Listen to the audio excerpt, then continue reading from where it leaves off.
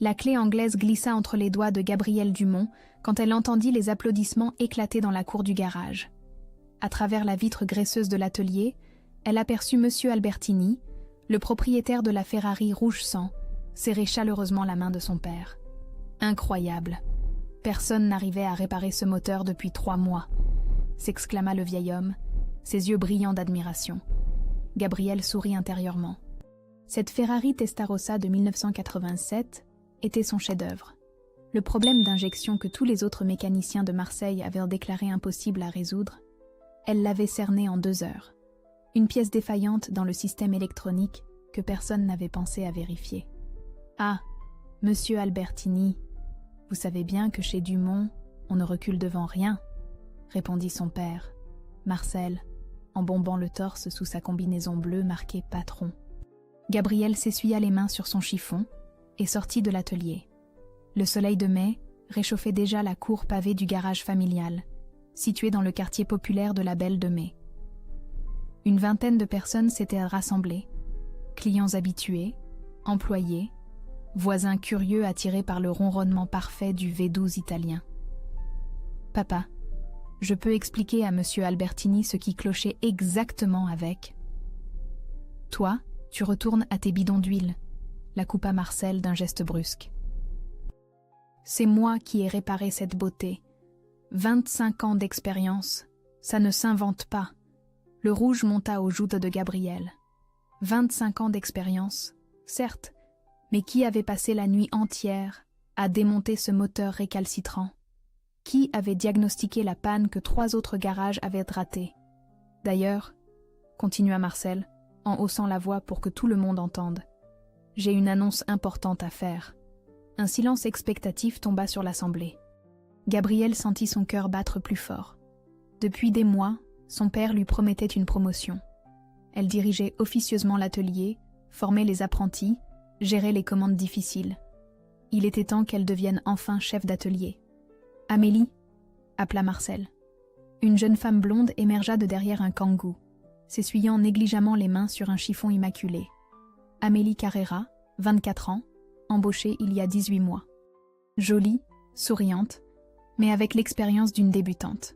« Mes amis » déclara Marcel solennellement, « je vous présente la nouvelle chef d'atelier du garage Dumont. » Amélie a montré des qualités exceptionnelles et... Quoi? Le mot échappa à Gabrielle malgré elle.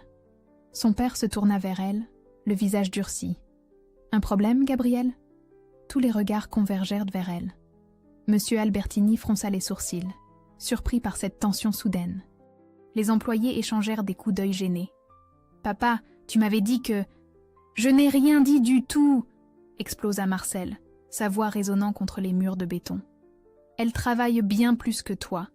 C'est elle qui est promue, pas toi. Tu seras désormais sous ses ordres. » Des ricanements nerveux fusèrent parmi les employés. Monsieur Albertini détourna le regard, visiblement embarrassé. Amélie affichait un sourire triomphant qui ne trompait personne. Gabrielle serra les poings. 29 ans, 6 années à faire tourner ce garage, à sauver les situations impossibles, à former une équipe soudée. Et voilà sa récompense. « Tu comprends ?» ajouta Marcel avec un sourire cruel. « Dorénavant, c'est elle qui commande. Toi, tu obéis. Point final. » Le silence retomba, lourd de malaise. Gabrielle croisa le regard compatissant de monsieur Albertini, qui avait compris qui était le vrai artisan du miracle de sa Ferrari. « Bien, papa » murmura-t-elle d'une voix étrangement calme. « J'ai compris. » Mais dans ses yeux verts, brillait désormais une lueur que Marcel Dumont ne connaissait pas encore. Une lueur dangereuse. 23 heures. Le garage Dumont baignait dans le silence, éclairé seulement par les réverbères de la rue Louboun. Gabrielle poussa la porte de l'atelier avec sa clé, le cœur battant comme une voleuse dans sa propre maison. Toute la soirée, les mots de son père résonnaient dans sa tête. « Elle travaille bien plus que toi. » Amélie, cette fille qui ne distinguait pas une bougie d'allumage d'une durite de frein, cet employé qui disparaissait mystérieusement chaque fois qu'arrivait une réparation compliquée. Gabrielle alluma sa lampe torche et se dirigea vers le bureau vitré au fond de l'atelier. La pièce sentait le tabac froid et l'huile de moteur. Sur les murs, des calendriers de marques automobiles côtoyer les diplômes jaunis de Marcel et une photo de famille datant de l'époque où sa mère Sylvie était encore vivante. Le tiroir du bas du bureau résista. Fermé à clé, comme toujours. Mais Gabriel connaissait les habitudes de son père. Il cachait ce trousseau dans la boîte à outils rouge, derrière les clés de vidange. Les documents qu'elle découvrit la firent d'abord sourire amèrement. Des factures gonflées à des clients naïfs, des pièces comptabilisées 2 fois, de la petite escroquerie classique. Puis son sang se glaça. Une chemise cartonnée rouge portait la mention « Assurance confidentielle ». À l'intérieur, des dizaines de dossiers de sinistres déclarés frauduleusement. Des accidents inventés, des véhicules endommagés volontairement, des complices payés pour témoigner. Marcel touchait les indemnités, puis revendait les pièces détruites sur le marché noir. « Mon Dieu !» murmura Gabriel en découvrant les montants, 50 000 € par-ci, 75 000 par-là. En 5 ans, son père avait détourné plus de 800 000 €. Mais le pire l'attendait au fond du tiroir. Un carnet de comptes manuscrit, écrit de la main de Marcel. Page après page, elle découvrait un réseau organisé. Voitures volées repeintes et remaquillées dans l'atelier, pièces détachées revendues à la sauvette, complicité avec des casseurs corses du quartier nord. Livraison corse, BMW X5 noir, 25 000 €. Contact, Ange. Moteur Porsche pour Tonio, 15 000 €. Pas de question. Peinture Mercedes. Effacé numéro, 8 000 €. Son père dirigeait une véritable centrale de recel automobile. Les mains tremblantes, Gabriel photographia chaque page avec son téléphone. En bas du carnet, une adresse la fit sursauter. Compte suisse, Banque Helvetia, Genève, 547 000 €. Code, Sylvie 29, Sylvie 29. L'anniversaire de sa mère décédée. Marcel avait utilisé sa mémoire pour cacher son magot. Un bruit de clé à l'entrée la fit bondir. Les phares d'une voiture balayaient la cour du garage. Gabriel éteignit sa lampe, le cœur affolé, et remit rapidement les documents en place. Par la fenêtre, elle reconnut la silhouette de Marcel qui sortait de sa BMW. Mais il n'était pas seul. Amélie l'accompagnait, accrochée à son bras d'une manière qui n'avait rien de professionnel. La vérité frappa Gabriel comme un coup de masse. La promotion d'Amélie n'avait rien à voir avec ses compétences mécaniques. Elle se glissa par la porte arrière et regagna discrètement sa Clio garée 3 rues plus loin. En démarrant, ses mains tremblaient encore. Assise dans sa voiture, Gabriel contempla les photos sur son téléphone. Des preuves accablantes contre son propre père. Assez pour l'envoyer en prison pendant des années. Pendant 6 ans, elle avait cru travailler dans un garage honnête, perpétuant fièrement la tradition familiale. En réalité, elle avait participé sans le savoir au blanchiment d'un empire criminel construit sur le vol et l'escroquerie. Sa mère Sylvie avait-elle su? Était-ce pour cela qu'elle avait eu cet accident de voiture si soudain, 3 ans plus tôt? Trop de questions se bousculèrent dans sa tête. Une chose était certaine. Marcel Dumont allait payer pour son humiliation publique. Mais pas de la façon qu'il imaginait. Gabriel fixa les lumières de Marseille qui scintillaient dans la nuit. Demain, elle savait exactement qui appeler. Un homme intègre qu'elle n'avait pas revu depuis le lycée. Un homme qui luttait contre la corruption sous toutes ses formes. Lucas Moreau, commissaire de police. Le café de la Marine bruissait de conversations matinales. Gabriel tournait nerveusement sa cuillère dans son café au lait en surveillant l'entrée. 3 jours s'étaient écoulés depuis sa découverte nocturne.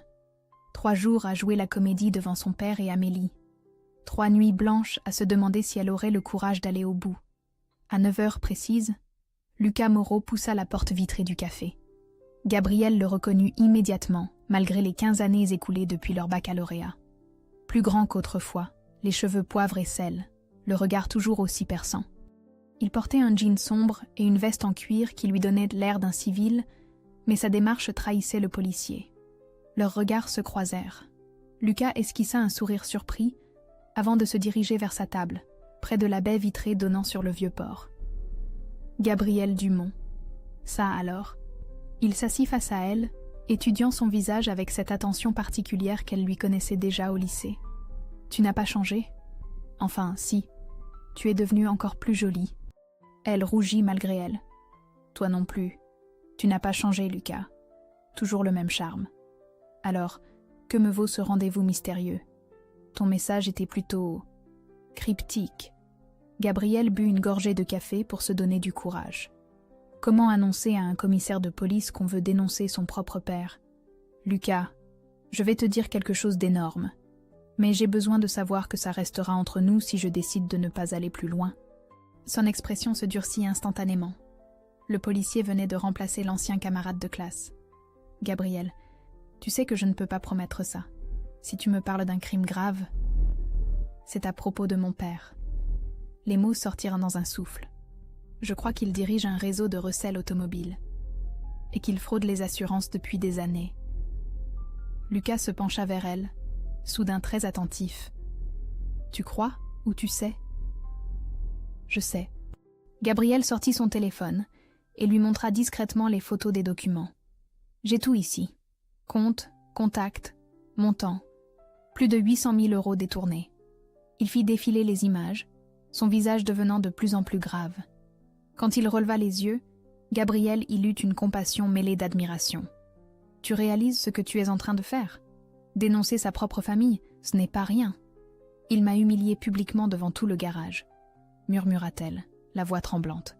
« Il a donné ma promotion à sa maîtresse, une gamine qui ne sait même pas tenir une clé anglaise. » Lucas posa sa main sur la sienne, un geste spontané qui la troubla.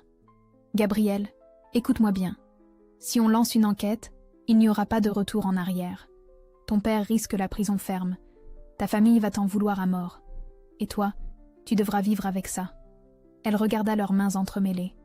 Celle de Lucas était chaude, rassurante, calleuse comme celle d'un homme qui ne craignait pas le travail manuel. « Ma mère est morte dans un accident de voiture il y a 3 ans, dit-elle soudain. Un accident bizarre, juste après qu'elle eut découvert certaines irrégularités dans les comptes du garage. » Les yeux de Lucas s'assombrirent. « Tu penses qu'il y a un lien ? » ?»« Je ne sais pas. Mais maman n'était pas du genre à fermer les yeux sur la malhonnêteté. Elle était comptable, très rigoureuse. »« Gabriel ?» Lucas resserra doucement sa main. « Si tes soupçons sont fondés, on ne parle plus seulement d'escroquerie. On parle peut-être de meurtre. » Le mot tomba entre eux comme une pierre dans l'eau calme. Gabriel sentit ses yeux se remplir de larmes. « J'ai peur, Lucas. Peur de lui, peur des conséquences, peur de me tromper. Tu n'es pas obligé de décider maintenant. » Sa voix était devenue très douce. « On peut se revoir, discuter plus calmement. Je vais faire quelques vérifications discrètes sur l'accident de ta mère. » Elle leva les yeux vers lui, surprise de le retrouver si protecteur, si présent. Le garçon timide du lycée était devenu un homme solide sur qui on pouvait s'appuyer. « Pourquoi tu fais ça pour moi ?» Lucas sourit, retrouvant soudain l'expression tendre qu'elle lui connaissait à 18 ans. « Parce qu'au lycée, tu étais la seule fille qui ne se moquait pas de moi quand je parlais de devenir policier pour protéger les gens. Et parce que, j'ai toujours eu un faible pour les femmes courageuses. » Gabriel sentit son cœur s'emballer. Entre eux venait de naître quelque chose d'inattendu, quelque chose de dangereux dans leur situation. « Lucas, tu es marié ? » ?»« Divorcé depuis 2 ans. J'ai 2 enfants que je vois un week-end sur 2. » Il marqua une pause. « Et toi ? » ?»« Célibataire. Difficile de rencontrer quelqu'un quand on passe ses journées sous les capots. » Ils se regardèrent un long moment, conscients que leur relation venait de basculer vers un territoire inexploré. « Bon, » dit finalement Lucas en se levant. « On se revoit demain soir ? Même heure, même endroit ? J'aurai peut-être du nouveau sur l'accident. » « D'accord. » Il hésita un instant, puis se pencha vers elle et déposa un baiser léger sur sa joue. « Courage, Gabriel. Tu fais le bon choix. » En le regardant s'éloigner, Gabriel comprit qu'elle venait de franchir le point de non-retour, et que Lucas Moreau allait changer sa vie bien plus qu'elle ne l'imaginait. L'accident de ta mère n'était pas un accident. Les mots de Lucas résonnèrent dans le petit restaurant discret du quartier de Noailles où ils s'étaient retrouvés. Gabriel posa sa fourchette, l'appétit coupé. « Qu'est-ce que tu veux dire ?» Lucas sortit discrètement un dossier de sa veste. « J'ai consulté le rapport d'enquête. Sylvie Dumont est morte quand sa voiture a percuté un platane sur la route de Cassis. Frein défaillant, d'après l'expertise. Oui, je m'en souviens, sauf que j'ai interrogé le garagiste qui avait fait la révision 3 semaines avant. Un type sérieux, près de la retraite. Il m'a juré que les freins étaient parfaits. Lucas se pencha vers elle. « Gabrielle, quelqu'un a saboté la voiture de ta mère. » Elle ferma les yeux, sentant le monde vaciller autour d'elle. Sa mère, assassinée. Par son propre mari, très probablement. « Il faut qu'on l'arrête, » murmura-t-elle d'une voix blanche.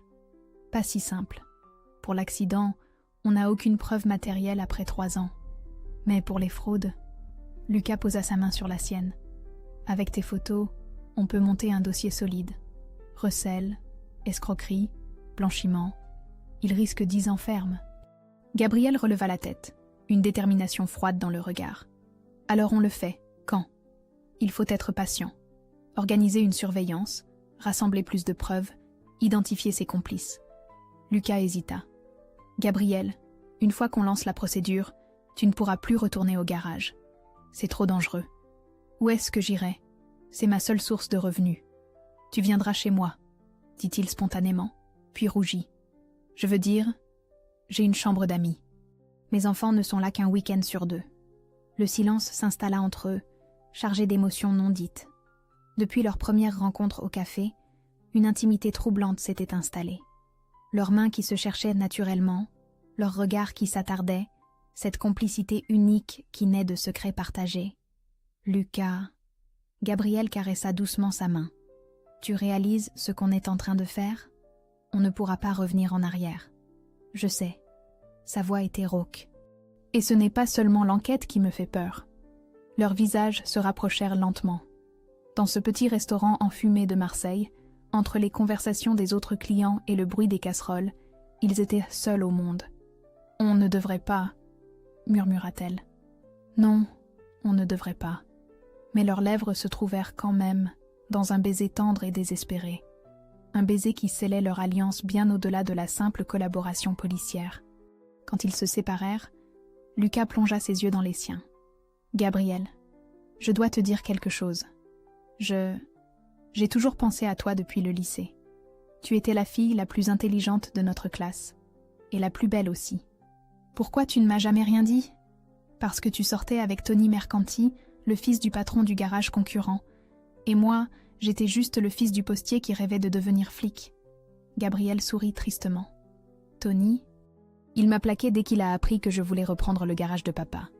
Il ne supportait pas l'idée d'être avec une mécano. Quel idiot. » Lucas porta sa main à ses lèvres. « Moi, ça m'excite qu'une femme sache réparer une Ferrari. » Elle éclata de rire malgré la gravité de la situation. « Tu es fou. »« Oui, fou de toi. » Le téléphone de Gabrielle vibra. Un message d'Amélie. « Réunion demain 14h. Ton père veut te parler. » Son sang se glaça. « Lucas, il faut qu'on accélère. Je crois qu'il se doute de quelque chose. » Il lut le message par-dessus son épaule. « D'accord. On passe à l'action demain soir. Je vais organiser une perquisition surprise au garage vendredi matin. Ça nous laisse 3 jours pour tout préparer. Et si jamais papa découvre qu'on enquête sur lui avant ça? » Lucas resserra son étreinte sur sa main. « Alors tu viens immédiatement chez moi. Tu ne restes pas seul avec lui 1 minute de plus. » Dehors, la nuit marseillaise s'installait sur le vieux port. Dans 48 heures, leur vie aurait basculé. « Lucas? Oui? Merci de me faire confiance. C'est toi qui me fais confiance, Gabrielle. Et je te promets de ne pas te décevoir. » En sortant du restaurant, ils marchèrent main dans la main jusqu'à la voiture de Lucas. Demain, ils redeviendraient commissaires et informatrices. Mais ce soir, ils étaient juste un homme et une femme qui venaient de se retrouver après 15 ans et qui s'apprêtaient à défier ensemble l'empire criminel de Marcel Dumont. 14 heures pile. Gabrielle poussa la porte du bureau de son père, le cœur battant. Marcel était assis derrière son bureau métallique, Amélie debout à ses côtés dans une pose qui ne laissait aucun doute sur leur relation. « Assieds-toi » ordonna Marcel, sans lever les yeux de ses papiers. L'atmosphère était glaciale. Sur le bureau, Gabrielle reconnut les dossiers qu'elle avait photographiés 3 jours plus tôt. Son sang se figea. « Alors, ma fille » commença Marcel en relevant enfin la tête. « Il paraît que tu poses des questions sur les comptes de l'entreprise ?» Amélie affichait un sourire triomphant. « J'ai remarqué que certains dossiers avaient été déplacés dans le tiroir. Et puis, il y a eu tes sorties mystérieuses ces derniers soirs. » « Je ne vois pas de quoi tu parles. » mentit Gabrielle, s'efforçant de garder une voix calme. Marcel se leva lentement, contourna le bureau et vint se placer face à elle. « Ne me prends pas pour un imbécile. Je sais que tu fouilles dans mes affaires. La question c'est pourquoi. Peut-être parce que j'en ai assez d'être traitée comme une employée dans ma propre famille. Ta famille. Marcel éclata d'un rire méchant. Tu veux vraiment qu'on parle de famille, Gabriel? Il y avait quelque chose de différent dans son ton, quelque chose de menaçant qui fit frissonner Gabriel. Papa, qu'est-ce que tu veux dire? Amélie s'approcha, ses yeux brillants de malveillance. Dis-lui, Marcel. Dis-lui la vérité sur sa précieuse maman.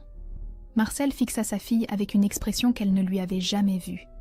Ta mère, Gabrielle, ta sainte mère que tu vénères tant, elle allait nous quitter, toi et moi. Elle avait découvert mes petites activités parallèles et elle menaçait d'aller voir la police. Les jambes de Gabrielle se dérobèrent. Elle se raccrocha au dossier de sa chaise. Maman voulait partir? Avec toi, oui. Elle avait même préparé des valises, cachées dans le grenier. Elle comptait m'abandonner après 25 ans de mariage. La voix de Marcel devint venimeuse. Heureusement, le destin en a décidé autrement. Tu l'as tuée? Les mots sortirent dans un souffle horrifié. Marcel haussa les épaules avec désinvolture. Disons que j'ai aidé le destin. Un petit coup de lime sur les durites de frein, et le problème était réglé. Gabriel porta ses mains à sa bouche, étouffant un cri. Amélie ricanait ouvertement. « Pourquoi tu me dis ça ?» balbutia Gabriel. « Parce que si tu as l'intention de suivre l'exemple de ta mère, tu ferais mieux de réfléchir aux conséquences. » Marcel se pencha vers elle, son haleine empestant le tabac. « J'ai tué une fois pour protéger mes intérêts.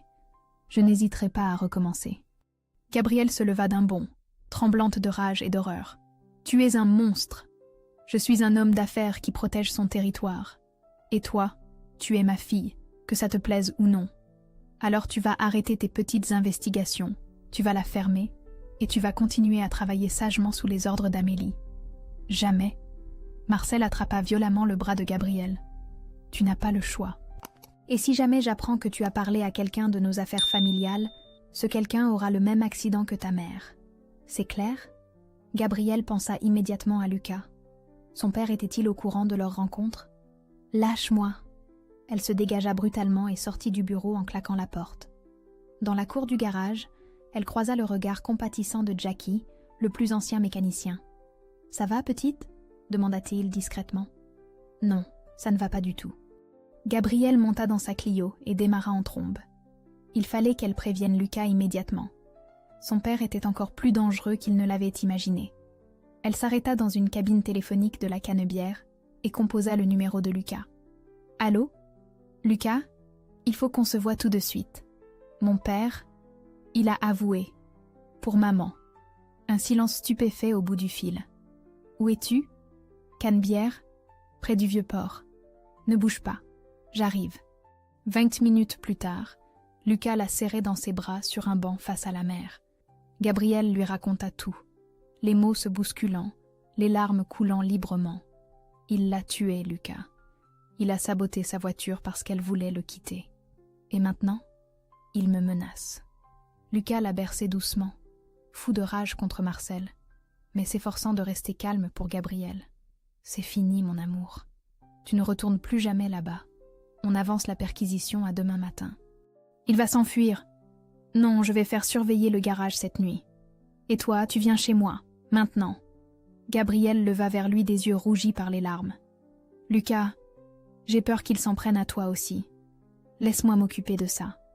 Il caressa tendrement ses cheveux. Ton père a fait une erreur en avouant. Il vient de signer son arrêt de mort judiciaire. Et si on n'arrive pas à le prouver? Lucas l'embrassa avec une tendresse infinie. Fais-moi confiance, Gabrielle. Demain soir, Marcel Dumont sera derrière les barreaux. Et toi, tu seras libre. Pour la première fois depuis des années, Gabrielle osa croire que Cauchemar touchait à sa fin. L'appartement de Lucas sentait le café et l'aftershave. Gabrielle se blottit contre lui sur le canapé, encore tremblante après les révélations de son père. Par la fenêtre, les lumières de Marseille scintillaient dans la nuit. « Tu es en sécurité maintenant », murmura Lucas en caressant ses cheveux. « Demain matin, tout sera fini. » Son téléphone sonna. Lucas fronça les sourcils en voyant le numéro. « Moreau ? Quoi ? Vous êtes sûr? Son visage se décomposa. D'accord, je comprends. Il raccrocha, livide. Qu'est-ce qui se passe? Demanda Gabriel. La surveillance du garage. Mes hommes ont perdu la trace de ton père. Sa BMW a disparu il y a 1 heure. Le sang de Gabriel se glaça. Il s'est enfui? Possible. Ou alors? Lucas hésita. Ou alors il prépare quelque chose. Comme pour confirmer ses craintes, le téléphone de Gabriel vibra. Un message de Marcel. Si tu veux revoir ton petit flic vivant, viens au garage. Seul, tu as 1 heure. Mon Dieu! Gabriel montra l'écran à Lucas. Il a pris quelqu'un en otage? Lucas bondit vers son holster, vérifia son arme. Mes collègues, il faut que j'appelle le commissariat. Non! Gabriel l'arrêta. S'il voit arriver des voitures de police, il va tuer ton coéquipier. Gabriel, c'est un piège évident. Il veut t'attirer là-bas pour te faire taire définitivement. Alors qu'est-ce qu'on fait? Lucas réfléchit rapidement. On y va, mais pas comme il l'attend. J'ai un plan. 40 minutes plus tard, Gabriel poussa la porte du garage plongée dans l'obscurité. Seule une ampoule éclairait faiblement l'atelier principal. « Papa, je suis là !» Marcel émergea de l'ombre, un pistolet à la main. « Très bien, tu as été sage. Où est le policier que tu retiens ?»« Quel policier ?» Marcel sourit méchamment. « Il n'y a pas de policier, ma petite fille. C'était juste pour t'attirer ici. » Gabriel sentit la peur l'envahir. Lucas avait raison. C'était un piège. « Qu'est-ce que tu veux ?»« Ce que je veux ?» Marcel fit le tour de sa fille comme un prédateur. « Je veux que tu comprennes qu'on ne trahit pas sa famille. Ta mère l'a appris à ses dépens. Papa, écoute-moi. »« Non !» il hurla, le pistolet tremblant dans sa main. « Toi, tu écoutes. J'ai construit cet empire avec mes mains, mes risques, mon intelligence. Et toi, ma propre fille, tu veux le détruire pourquoi? Pour impressionner un flic ?» Amélie sortit de l'ombre à son tour, un sourire sadique aux lèvres. « Elle ne mérite pas ton indulgence, Marcel. Comme sa mère. Tu as raison. » Marcel pointa son arme vers Gabriel. « Un accident de plus, et le problème sera réglé. »« Police, personne ne bouge. » Les phares puissants de 3 voitures illuminèrent au soudain la cour du garage. Lucas et son équipe surgirent, armes au poing. « Pose ton arme, Marcel !» cria Lucas depuis l'entrée. Marcel resserra son étreinte sur le pistolet, le canon toujours braqué vers Gabriel. « Un pas de plus et elle est morte. »« Papa, ne fais pas ça, » supplia Gabriel. « Toi, ferme-la. Tu as détruit notre famille. C'est toi qui as détruit notre famille, en tuant maman. » Le visage de Marcel se tordit de rage. Elle ne me laissait pas le choix. Comme toi maintenant. Lucas s'avança lentement, les mains levées. « Marcel, réfléchis. Tu es cerné. Rends-toi et personne ne sera blessé. »« Tu crois que j'ai peur de la prison ?» ricana Marcel. « À mon âge ? Autant mourir en emportant cette traîtresse avec moi ?» Son doigt se crispa sur la détente. Gabriel ferma les yeux. Mais au lieu du coup de feu attendu, elle entendit un choc sourd. Jackie, le vieux mécanicien, venait d'assommer Marcel avec une clé anglaise. « Ça suffit, patron, » dit-il calmement, en regardant Marcel s'effondrer. « Cette petite ne mérite pas ça. Elle vaut 100 fois mieux que vous. » Lucas se précipita vers Gabriel et la serra dans ses bras. « C'est fini, mon amour, c'est fini. » Amélie tentait de s'enfuir par l'arrière, mais 2 policiers l'interceptèrent rapidement. « Comment tu savais ?» demanda Gabriel à Lucas. « Jackie m'a appelé dès qu'il a vu ton père préparer son piège.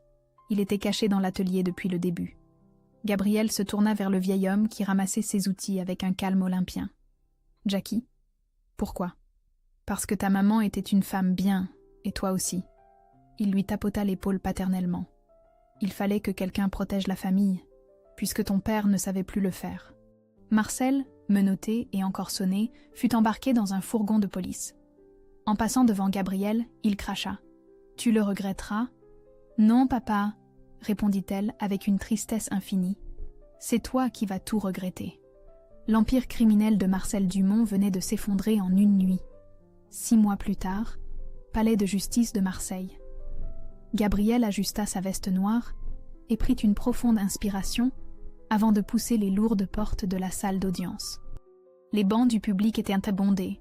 Journalistes, curieux, et surtout la famille Dumont, au grand complet, qui la fusillait du regard. « Courage !» murmura Lucas en lui serrant discrètement la main. Au banc des accusés, Marcel Dumont avait vieilli de 10 ans. Amaigri, les cheveux gris, il évitait soigneusement de croiser le regard de sa fille. À côté de lui, Amélie, également inculpée pour complicité, affichait un air de défi qui ne trompait personne. « La cour !» annonça l'huissier. Le procès de l'affaire Dumont faisait sensation depuis des semaines. Recel automobile, escroquerie aux assurances, blanchiment d'argent et surtout, meurtre. Car les aveux de Marcel devant sa fille avaient été corroborés par une expertise technique révélant les traces de sabotage sur l'épave de la voiture de Sylvie. « Madame Gabrielle Dumont, veuillez vous présenter à la barre. » Gabrielle se leva, les jambes tremblantes. Tous les regards étaient braqués sur elle. Dans le public, sa tante Monique la montrait du doigt en chuchotant « traîtresse », assez fort pour être entendue. « Madame Dumont, » commença le procureur, « vous avez vécu avec l'accusé pendant 29 ans. Étiez-vous au courant de ses activités criminelles ? » ?»« Non, monsieur le procureur. J'ai découvert la vérité par hasard, en fouillant son bureau après qu'il m'eût humilié publiquement. » »« Pouvez-vous nous parler de cette humiliation ?» Gabrielle raconta l'épisode de la Ferrari, la promotion refusée, la liaison de son père avec Amélie. Sa voix était claire, malgré l'émotion. « Et concernant le décès de votre mère, Sylvie Dumont ?» Un silence de plomb s'abattit sur la salle. Gabrielle ferma les yeux, revivant ce moment terrible dans le bureau du garage. « Mon père m'a avoué avoir saboté les freins de la voiture de ma mère. Il a dit qu'il avait aidé le destin parce qu'elle menaçait de le quitter en m'emmenant avec elle. » Des murmures choqués parcoururent à l'assemblée. Marcel baissa la tête. Ses aveux ont-ils été obtenus sous la contrainte ? Non. Il me les a jetés au visage pour me faire peur, pour m'empêcher de témoigner contre lui. L'avocat de Marcel se leva. « Madame Dumont, n'est-il pas vrai que vous agissez par vengeance ? Que votre témoignage est motivé par la rancune ?» Gabrielle le regarda droit dans les yeux. « Maître, j'aimais mon père malgré ses défauts. Mais quand j'ai appris qu'il avait tué ma mère, l'amour s'est transformé en obligation morale. Ma mère méritait justice. Votre père vous a élevé, nourri, logé pendant 29 ans. Ne lui devez-vous pas la loyauté ? La loyauté, oui, mais pas la complicité dans le meurtre. » Sa voix se raffermit. « Un père qui tue la mère de ses enfants n'est plus un père. C'est un criminel. » Marcel leva enfin les yeux vers elle. Pour la première fois depuis le début du procès, elle vit des larmes couler sur ses joues. « Papa, » dit-elle doucement, « maman t'aimait malgré tout. Elle ne méritait pas de mourir. Gabrielle, » sa voix était brisée. « Je ne voulais pas. Elle allait tout détruire. Elle voulait juste vivre honnêtement. » explosa Gabrielle. « Comme moi, comme tout le monde. » Le président du tribunal rétablit le calme. Marcel s'était effondré sur son banc, secoué de sanglots. « Madame Dumont, avez-vous quelque chose à ajouter ?» Gabrielle contempla une dernière fois l'homme qui l'avait élevé. « J'espère qu'en prison, mon père trouvera la paix qu'il n'a jamais eue. Et j'espère que ma mère, là où elle est, peut enfin reposer en paix. » En regagnant sa place, Gabrielle croisa le regard de Jackie, venu témoigner en sa faveur. Le vieil homme lui adressa un sourire encourageant. 2 heures plus tard, le verdict tombait. Marcel Dumont, 15 ans de réclusion criminelle pour meurtre, escroquerie et recel. Amélie, 5 ans ferme pour complicité. À la sortie du tribunal, la famille Dumont tourna le dos à Gabrielle. Seul l'oncle Pierre, le frère de sa mère, la serra dans ses bras. « Sylvie serait fière de toi, » murmura-t-il. « Tu as été plus courageuse qu'aucun d'entre nous. » Lucas l'attendait sur les marches du palais, un bouquet de roses blanches à la main. « C'est fini, mon amour. Vraiment fini. » Gabrielle leva les yeux vers le ciel marseillais.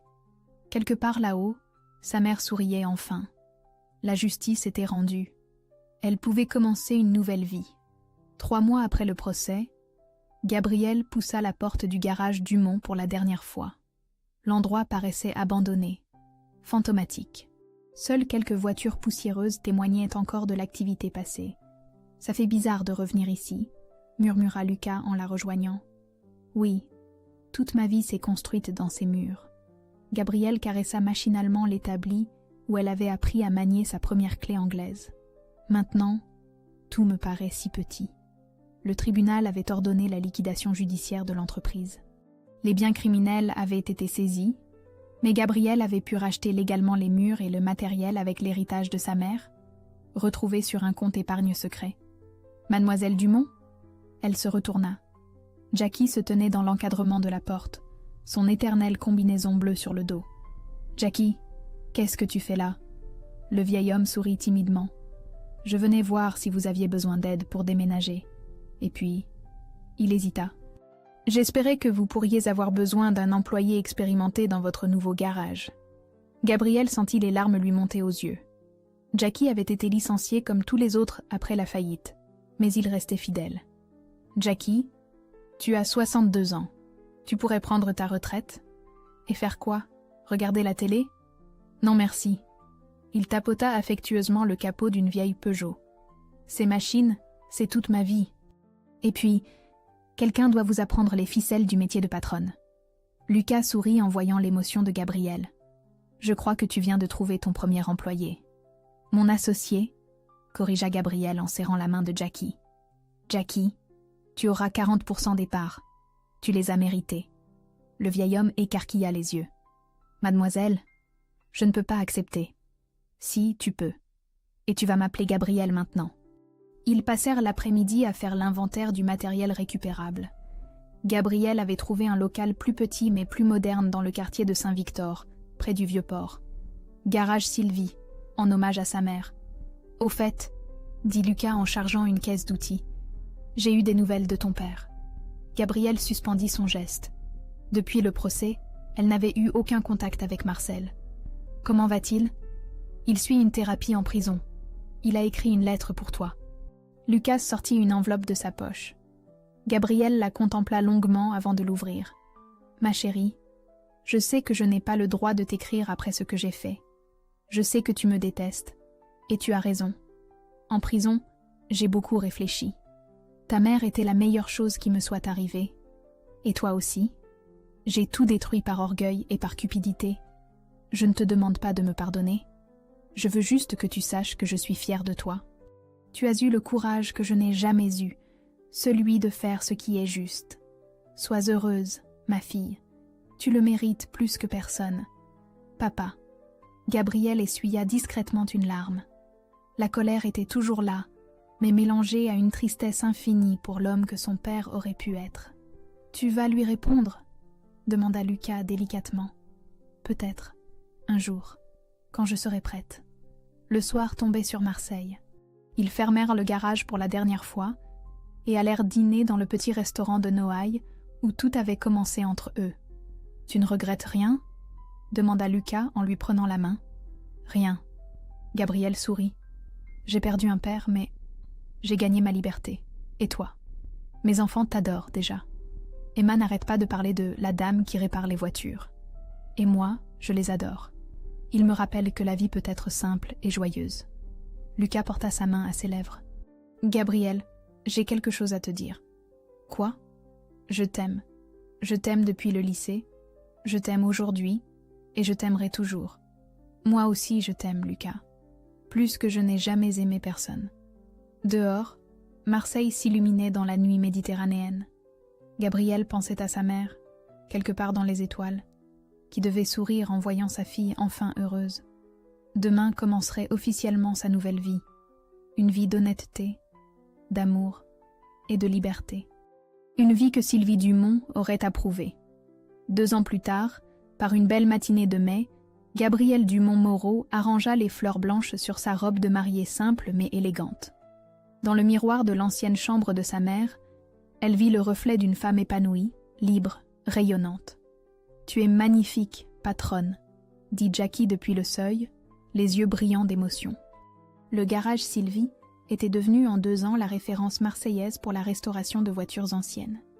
Gabrielle y employait maintenant 8 personnes, dont 3 femmes mécaniciennes qu'elle formait avec passion.